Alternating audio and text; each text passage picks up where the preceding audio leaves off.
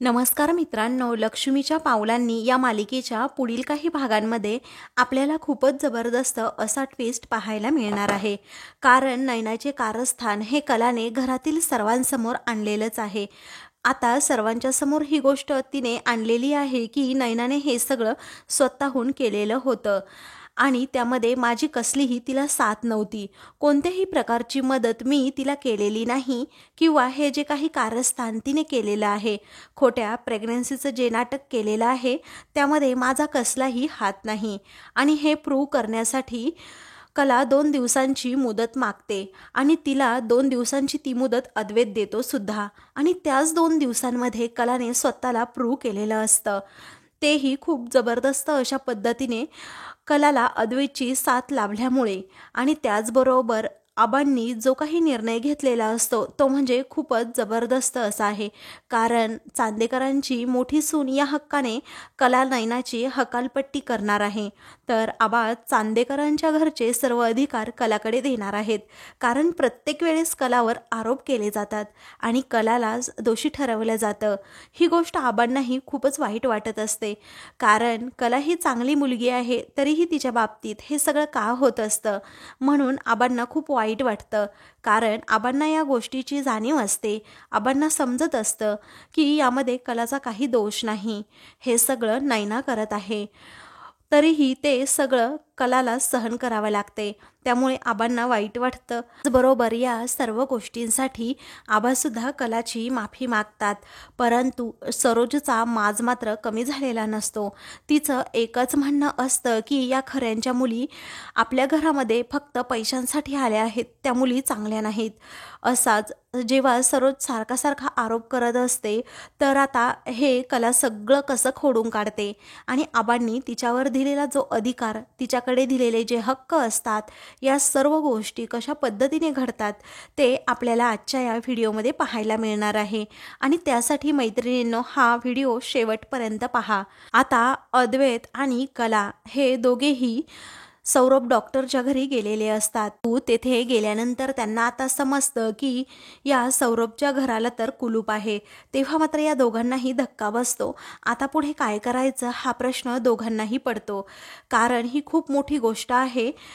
अगदी काही तास हातामध्ये तिच्या शिल्लक असतात. डॉक्टर सौरभ तर गायब झालेला असेल तर काय करायचं, हा खूप मोठा प्रश्न कलासमोर असतो. पण त्याहीपेक्षा अद्वैतची चिडचिड सर्वात जास्त वाढलेली असते. अद्वैत म्हणत असतो, आपण इथे का आलेलो आहोत. तेव्हा कला काहीच बोलत नसते. ती म्हणत असते, अरे तो डॉक्टर सौरभ आहे ना, त्याला भेटायला आलोय. तेव्हा अद्वैत म्हणतो, त्या दिवशी तू त्या डॉक्टर सौरभला भेटलेली, हाच का तो डॉक्टर. तेव्हा कला म्हणते की हो. मग अद्वैतला अजूनच मोठा धक्का बसतो. अद्वैत चिडचिड करायला लागतो आणि म्हणू लागतो की म्हणजे तू त्या दिवशी मला फसवलेलं आहेस ना, तू माझ्यापासून ही गोष्ट लपवून ठेवलेली होतीस ना, मला सांगितलंच नव्हतं ना.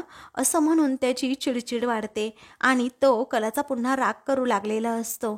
तेवढ्यातच कला म्हणते की चांदेकर, अरे आता बस कर. आणि गाडीतून ते दोघेही निघालेले असतात. तेवढ्यातच कलाला आता तेथून जाताना सौरभ दिसतो. कला आता लगेच अद्वैतला म्हणते की गाडी थांबव. तेव्हा आता अद्वैत गाडी थांबवतो. त्यानंतर ती गाडीतून उतरते आणि सौरभच्या पाठीमागे धावू लागते. मग तो सौरभ आता एका रिक्षात पटकन बसतो आणि रिक्षात बसून तेथून निघून चाललेला असतो. पण कला त्याच्या पाठीमागे लगेच दुसरी रिक्षा पकडते आणि त्याच्या पाठीमागे धावू लागते. त्याचबरोबर त्या रिक्षावाल्या दादांना कलाने सांगितलेलं असतं की हा जो आहे ना रिक्षावाला समोरचा, त्याला रिक्षा आडवी घालायची आणि तिथे रिक्षा थांबवायची. तोपर्यंत अद्वैत ही समोरून आलेला असतो. कारण अद्वैतने पाहिलेलं असतं की कलाने हे सगळं का केलेलं आहे. अद्वैतच्या लक्षात जेव्हा ही गोष्ट येते तेव्हा मग अद्वैत हा समोरून येतो. त्यानंतर कसाबसा आता कला ज्या रिक्षात बसलेली असते ना, तो रिक्षावाला त्या सौरभ ज्या रिक्षामध्ये असतो त्या रिक्षाच्या समोर आडवी रिक्षा करून उभा राहतो. त्यामुळे समोरच्या रिक्षावाल्याला आता नाईलाजाने थांबावं लागतं. मग आता डॉक्टर सौरभ हा तिथून पळून चाललेला असतो. तेव्हा कला त्याच्याकडे धाव घेते आणि अगदी वाऱ्याच्या वेगाने पळत जाऊन त्याची गचंडीच पकडते. आता अद्वैतही समोरून येतो आणि त्या दोघांनीही आता सौरभला पकडलेलं असतं. आता सौरभ खूपच घाबरतो. त्यानंतर आता अद्वैत आणि कला हे सौरभला घरी घेऊन येतात.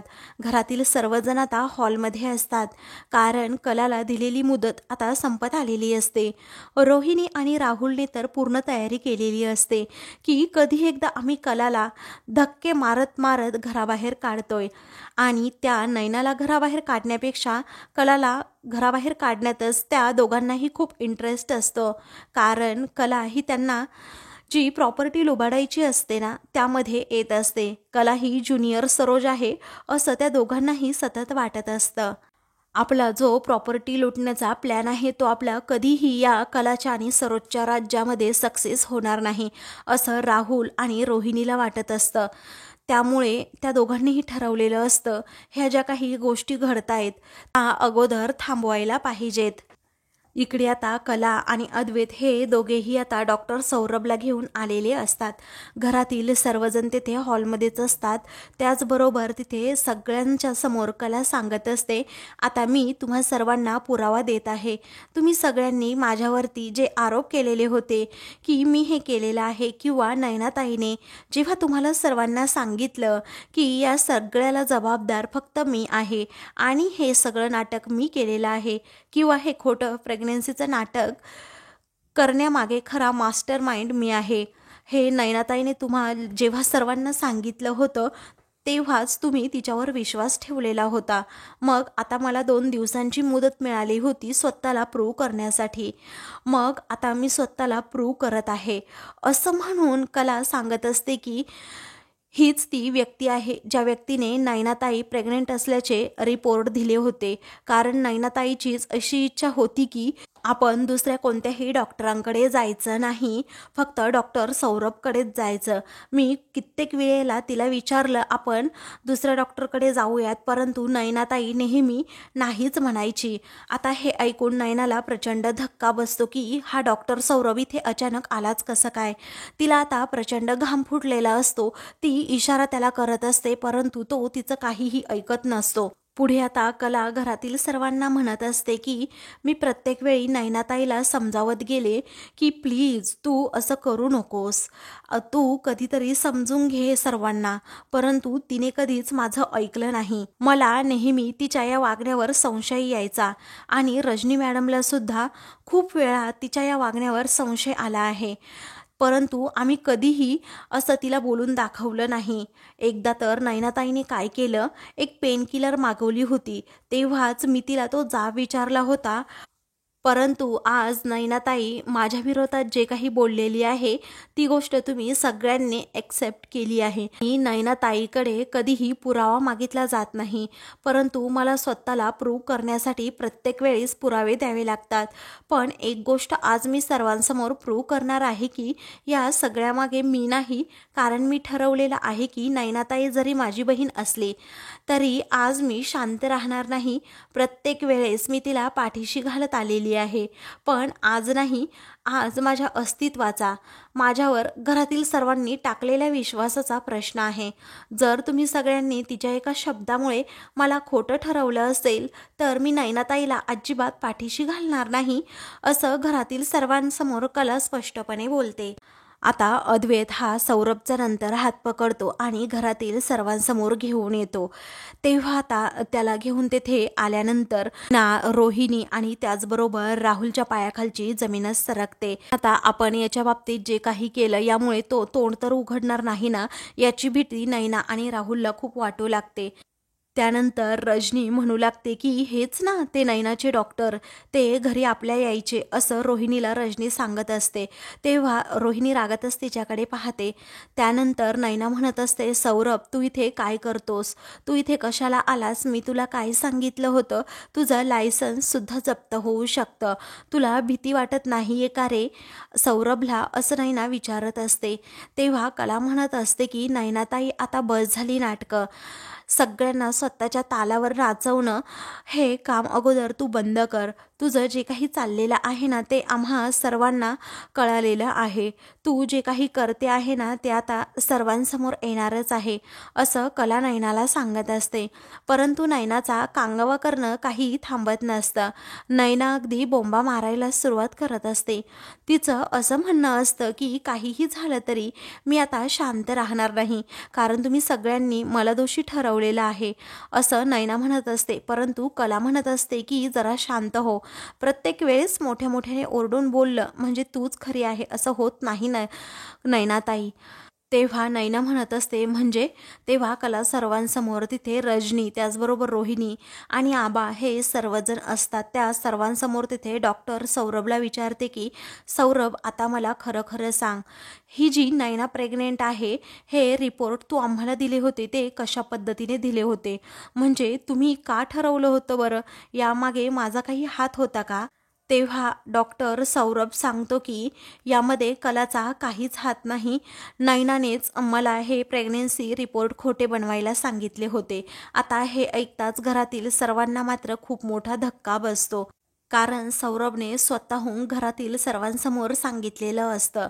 नयनाच्या मात्र आता शिट्ट्या वाजलेल्या असतात आणि त्याही पेक्षा सर्वात जास्त वाईट वाटलेलं असतं ते म्हणजे रोहिणी आणि राहुल यांना, कारण त्यांना तर आता कलाला बाहेर काढायचं होतं, परंतु कलाने तर स्वतःला आता प्रूव्ह केलं असतं की ती खोटी नाही आहे. या सगळ्या कारस्थानामागे फक्त ही भामटी नयना आहे. तर कलाला आता घराबाहेर काढण्याचा प्रश्नच येत नाही. त्यामुळे आता इकडे रोहिणी आणि राहुलच्याही शिट्ट्या वाजलेल्या असतात. नयनाला तर अगदी बधीर झाल्यासारखं वाटत असतं. नयना म्हणत असते की नाही नाही, काहीही झालं तरी आता मी शांत राहणार नाही, असं नयना मनातच ठरवत असते. त्यानंतर आता कलाने तर सर्व सिद्ध केलेलं असतं की काहीही झालं तरी नयनाताईच्या या खोट्या प्रेग्नेन्सीमध्ये माझा काहीही हात नव्हता, हे कारस्थान केलं फक्त नयनानेच. आणि मग त्यामुळे आबा हे खुश होतात आणि म्हणतात, सुनबाई, मी खरंच मानलं तुम्हाला, आज तुम्ही जे करून दाखवलेलं आहे ना ते खूप जबरदस्त असं काम केलेलं आहे, कारण काहीही झालं तरी तुम्ही आज सगळ्यांच्या समोर दाखवून दिलेलं आहे की खरंच कला, तू या घरची सून शोभतेस, सरोजच्या पाठोपाठ तुझाच नंबर लागतो आणि तू हे घर चांगल्या पद्धतीने अगदी छान प्रकारे सांभाळू शकतेस, असं आबा बोलत असतात. फक्त त्याच वेळी आता कला म्हणत असते की आबा, मला तुम्ही सर्वांनी माझ्यावरती जो विश्वास ठेवला आहे ना त्या विश्वासाला तडा जाऊ द्यायचा नव्हता, कारण काहीही झालं तरी माझ्यासाठी तो विश्वास महत्त्वाचा होता. प्रत्येक वेळेस मला प्रूव्ह करावं लागतं की चांदेकरांच्या घरात जरी मी राहत असले तरीही कोणी काहीही केलं असलं तरी ते मलाच आणि मलाच प्रूव्ह करावं लागतं. प्रत्येक वेळेस मला सिद्ध करावं लागतं की मी या घरची सून आहे म्हणून. आबा, या सगळ्या गोष्टींचा ना अक्षरशः मला कंटाळा आलाय. आणि आज तर अद्वैतवर पण आरोप झाले होते.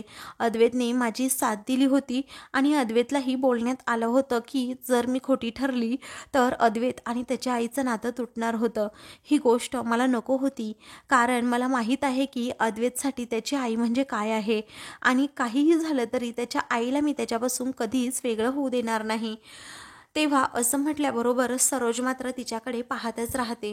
पण त्याहीपेक्षा अद्वैतलाच आता खूप मोठा धक्का बसलेला असतो, कारण ही खरे माझ्याशी आणि माझ्या आईशी किती चांगली वागत असते आणि मी त्याचबरोबर माझी आई हिच्याबरोबर कितीतरी वेळा वाईट वागलोय, तरीही ही चांगलं वागणं काही सोडत नाही आहे, प्रत्येक वेळेस चांगलंच बोलत असते, हे अद्वैतच्या लक्षात आलेलं असतं. कला मात्र स्पष्टपणे तेथे सर्वांना सांगत असते की माझ्याकडून ज्या काही चुका झालेल्या आहेत त्या मी मान्य करते, प्रत्येक वेळेस जर माझ्यावर असे आरोप होत असतील तर मी कधीच ते मान्य करणार नाही. पण आज मी सगळ्यांच्या समोर सांगत आहे की चांदेकरांच्या इब्रतीला, विश्वासाला तडा जाईल असं मी कधीही म्हणजे कधीही वागणार नाही.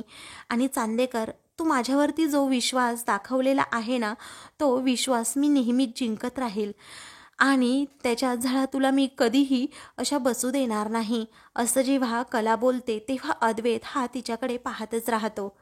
त्यानंतर आता रोहिणी आणि राहुल हे खूप भडकलेले असतात, कारण आता काही करून कलाने तर स्वतःला प्रूव्ह केलेलं आहे. पण जर कलाने स्वतःला प्रूव्ह केलं तरच पुढे एक गोष्ट होणार असते, ती म्हणजे आता भामट्या नयनाची हकलपट्टी. तेव्हा अद्वैत कलाला म्हणत असतो की मी त्याच दिवशी सांगितलेलं होतं की या मुलीने एकदा सोडून 10 वेळा आपल्या घराला फसवलेलं आहे. आता तर सर्वांच्या भावनांशी ती खेळली आहे, म्हणजे सर्वांच्या भावना तिच्याशी जोडलेल्या होत्या, कारण ती प्रेग्नेंट होती म्हणून. परंतु तिने आपल्या सर्वांना फसवलं, तर आता खरे तूच तिला शिक्षा देऊ शकते असं अद्वैत कलाला बोललेला असतो. आणि कला पण म्हणते की हो चांदेकर, या घरची मोठी सून या नात्याने, या हक्काने आता नयनाताईला मी घराच्या बाहेर जायला सांगत आहे. नयना मात्र म्हणत असते की मी या घराच्या बाहेर जाणार नाही, माझं काही चुकलेलंच नाही आहे. तर मला राहुलशी लग्न करायचं होतं, कारण राहुलचं माझ्यावरती खूप प्रेम होतं, म्हणून मी आणि राहुल त्या लग्नातून निघून गेले.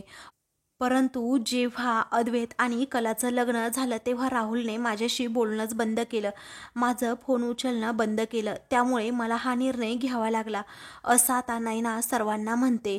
आता राहुलने तिच्या बाबतीत जे काही केलं आहे ते सगळं काही नयना सांगत असते, आणि त्यामुळेच या खोट्या प्रेग्नेन्सीचं नाटक मी केलं असं नयना म्हणत असते. आता तरी मला माफ करा. परंतु आता नयनाला कुणीही माफ करत नाही, कारण नयनाने खोटेपणा केलेला असतो. तर राहुल आता जे काही तिच्याबरोबर वागलं आहे, जे काही त्याने केलं आहे नयनाबरोबर, ते सगळं नयना सांगत असते. परंतु आत्ता या क्षणी तिच्यावर कुणीही विश्वास ठेवायला तयार नसतं. मग त्यानंतर आता कला नयनाला म्हणते, हे बघ नयनाताई, कसं आहे तुला माहीत आहे का, आत्तापर्यंत काहीही सांगितलं तरी आम्ही तुझ्यावर कोणीही विश्वास ठेवणार नाही आहे, कारण त्या सर्व गोष्टींचा आणि चांदेकरांना फसवण्याचा काही एक संबंध नाही. आता तू हे सगळं पांघरून घालण्याचा प्रयत्न करत आहे ना, जे काही बोलत आहे ना ते पूर्णपणे चुकीचं आहे. तुला आता दिसायला लागलेलं आहे की तुला या घरातून बाहेर जावं लागणार आहे. अगं, तुला हे घर सुटत नाही म्हणून तू अशा पद्धतीने काही पण आता सांगतेस, पण आता आम्ही तुझं कुणीच काही ऐकणार नाहीये. कलाला मात्र आता नयनाचा खूपच राग आलेला असतो. नयनाचं वागणं तिला अजिबात पटलेलं नसतं. ऑलरेडी तर राहुलने नयनाच्या बॅगाच आता भरलेल्या असतात. त्या नयनाच्या बॅगा आता गेस्ट रूमच्या बाहेर असतात, तिथून उचलून राहुलने खाली आणलेल्या असतात. कारण राहुलला असं वाटत असतं की एकदाची ही बॅग माझ्या आयुष्यातून जाऊ दे, पुढचं पुढे आता बघता येईल, असं म्हणून तो कला आणि अद्वैतला सांगतो की आत्ताच्या आत्ता हिला घराबाहेर काढा. तेव्हा नयना रागातच त्याच्याकडे पाहते. पुढे आता अद्वैत म्हणतो, आत्तापर्यंत आमच्याशी फसवणूक केली ही गोष्ट ठीक होती, परंतु तुलाही त्याच्यामध्ये अडकवलं होतं कला. तुझ्याशी ही गद्दारी तिने केलेली आहे आणि ही गोष्ट मला पटत नाही, असं अद्वैत म्हणून आता कलाला सांगतो, आत्ताच्या आत्ता तिला काढ घराबाहेर. मग मीच तिला घराबाहेर काढलं असतं, परंतु माझ्या आईने माझ्यावर जे संस्कार केलेले आहेत त्यामुळे मी परस्त्रीपासून नेहमी लांब राहतो. जर तिला या गोष्टीची जाणीव असती तर हे झालंच नसतं. परंतु खरे तू तिला घराच्या बाहेर काढ, मी तुला हा हक्क देतोय. तू चांदेकरांची मोठी सून आहे आणि याच हक्काने तू तिला घराबाहेर काढायचं. अद्वैतने असं सांगितल्यानंतर कला मात्र नयनाकडे पाहतच राहते. नयना मात्र रडकुंडीला आलेली असते. मी जाणार नाही, मी जाणार नाही असं कांगावा करत असते. तर कला आता तिचा हात पकडते आणि बाहेर निघ असं म्हणते. त्याचवेळी मात्र आता नयना तिचा हात झडकारते आणि तिला धक्का मारून तेथे ढकलून देते. त्याचबरोबर आता घरातील सर्वांना मोठा धक्काच बसतो. सर्वजण रागात तिच्याकडे पाहतात. त्यानंतर रोहिणी आणि राहुल पुढे येतात आणि दोघेही तिचं सामान घराच्या बाहेर फेकून देतात. तिला फरफटतच बाहेर घेऊन जातात. सांगतात की आत्ताच्या आत्ता व्हायचं घराबाहेर. आजपर्यंत आमची जेवढी फसवणूक झाली आहे ना तेवढी बस झाली. आता सरोजही तेथे आलेली असते. ती सुद्धा आता नयनाला धक्का मारत घराबाहेर काढत असते. तिला म्हणत असते की बस झालं, आता निघायचं, कारण आत्तापर्यंत तुझ्या खूप गोष्टी आम्ही सहन केल्या. जेव्हापासून तू लग्न होऊन या घरात आलेली आहे तेव्हापासून तुला कुठल्याच गोष्टी करायच्या नाही, कुठलीच कामं करायची नाही. तुला फक्त खायचा आणि आराम करायचा, या व्यतिरिक्त तुला दुसरं काहीही करायचं नाही, असं सरोज म्हणते. कारण घरात कोणत्याही कामामध्ये तुला एक इंटरेस्ट नाही, तुला काहीच करायचं नसतं, फक्त शांत बसून आराम करायचा असतो, ऐशोआरामात जीवन जगायचं असतं. आमच्या सर्वांच्या ही गोष्ट लक्षात आली आहे, असं सरोज जेव्हा बोलते आणि त्याचबरोबर सरोज आता नयनाला घराबाहेर हाकलवूनच देते आणि दरवाजा बंद करते. आता नैना ही कायमची त्या घरातून तर गेलेली असते. त्यानंतर आता कला लगेच आबांसमोर जाते आणि नमस्कार करत म्हणते की आबा, खरंच तुम्ही माझ्यावर अविश्वास दाखवला जेव्हा होता ना, तेव्हा मला त्या गोष्टीचं खूप वाईट वाटलं. कारण नैनाताई लहानपणापासून असंच करत आली आहे, प्रत्येक वेळेस माझ्या बाबतीत ती असंच करते, असं म्हणून ती आबांना सांगायला सुरुवात करत असते. त्याचवेळी नैनाताईने प्रत्येक वेळेस ज्या काही चुका केलेल्या आहेत, आज मला वाईट वाटतंय की तिचा संसार तुटत आहे. नैनाताईच्या चुकीची शिक्षासुद्धा तुम्ही मला द्या, मी भोगायला तयार आहे. परंतु आबा म्हणतात, नाही कला, आता तुझ्या वाईटाचे दुःख आणि भोग आता संपले आहेत. इकडे राहुल आणि रोहिणी मात्र खूपच खुश झालेले असतात, कारण नैना आता घराबाहेर गेलेली असते. आता एक बॅग तर घराच्या बाहेर गेलेली आहे. आता पुढच्या गोष्टी कलाबद्दलच्या आपण बघून घेऊयात, असं ते दोघेही हळूच म्हणतात. प्रॉपर्टी कशी मिळवायची आपण पुढे बघूयात, असं रोहिणी राहुलला म्हणत असते. त्यावेळी आबा म्हणतात की सुनबाई इकडे, आणि आबा आता घराच्या चाव्या आणि एक सोन्याचं नाणं सगळं कलाच्या हातात देतात. म्हणतात की तू चांदेकरांची थोरली सून, या हक्काने मी ह्या चाव्या त्याचबरोबर हे घर सांभाळण्याचा अधिकार तुला देत आहे. तेव्हा मात्र सर्वांनाच या गोष्टीचा धक्का बसलेला असतो, कारण आबांनी जो निर्णय घेतलेला असतो तो खूपच जबरदस्त असा असतो. कला म्हणत असते की अहो आबा, याची काही गरज नाही आहे, मला नको आहेत हे अधिकार वगैरे काहीच. परंतु आबा ऐकायला तयार नसतात. ते म्हणतात, तू या घरची मोठी सून आहे आणि ही जबाबदारी सर्व तुझ्यावर आहे, तू ही जबाबदारी सांभाळशील ही माझी खात्री आहे. तेव्हा अद्वैतसुद्धा कलाकडे पाहतो आणि म्हणतो की काही हरकत नाही आहे आबा, आणि खरे ही जबाबदारी अगदी व्यवस्थित सांभाळेल. आता आबांनी एवढं प्रेमाने दिलेलं आहे तर घे, असं म्हणून आता अद्वैत हा कलाला ती जबाबदारी घ्यायला सांगतो. तर दुसरीकडे सौरभ आणि नैना दोघेही घराबाहेर असतात. तेव्हा सौरभला नैना म्हणते की काय गरज होती तिला हे सगळं सांगायची, तुझ्यामुळे हे झालं, त्यावेळी तू सांगितलं नसतं तर आज मी या घरातून बाहेर निघाले नसते. एवढं लक्षात ठेव, काही झालं तरी तुझ्यामुळेच ह्या गोष्टी घडल्या. नैना सौरभला ओरडत असते. आता आपल्याला पाहायला मिळतं की सौरभ आता घराच्या बाहेर निघून गेलेला आहे. त्यानंतर आता नैना अजूनही घराच्या बाहेरच आहे, तिच्याकडे आता दुसरा कोणताच ऑप्शन नाही. इकडे आता कलाने सुद्धा ही घरची जबाबदारी घेतल्यामुळे आबासुद्धा खूपच खुश होतात. रोहिणी आणि सरोज मात्र एकमेकींकडे पाहत असतात, कारण फक्त नैनाला नाही तर कलालाही त्या दोघींना घराबाहेर काढायचं असतं. तर हा त्या दोघींचा प्लॅन फसलेला असतो. मित्रांनो, अशाच मालिकेंचे नवनवीन भाग पाहण्यासाठी चॅनलला सबस्क्राईब करा.